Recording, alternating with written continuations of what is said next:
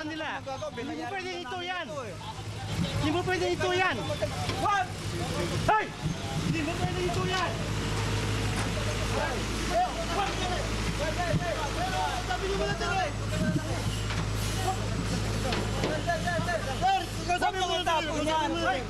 Kausap na namin yung pulis kanina. Kaya kami na gano'n yan. Pinagbigatan na namin yan. Minura pa ng mga lalaking ito ang mga tauhan ng towing service para pigilan ang paghatak sa SUV. Atras ka dyan. Atras ka na. Sir, huwag niyo po nga sir. Trabaho po namin ito sir. Huwag mo nipabit yan. Nga po, trabaho po namin ito sir. Trabaho, pero itong kausap na namin. Kilig ka muna. Sir, na po kasapin niyo sir. Huwag po kami sir. Itotoo dapat ang SUV dahil kahit natikitan na hindi pa rin inalis ang sasakyan. Sa kalagitnaan ng diskusyon, dumating ang may-ari ng sasakyan at pinayagan na siyang kunin ito. Under the laws of Philippine Traffic Rules and Regulations, once a car is ticketed unattended and you won't be able to remove it, we have the right to tow it. Just like that. Sir, we gave you more than 5 minutes already.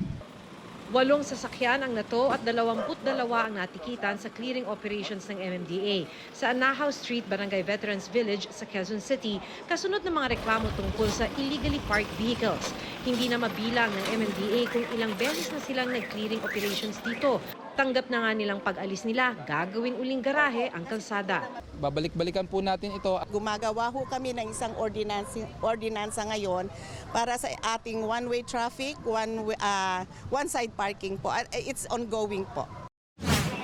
Sa Mel Lopez Boulevard sa Maynila naman, alas 2 ng hapon nag-operate ang MMDA imbis na ang inaasahang clearing operation sa umaga.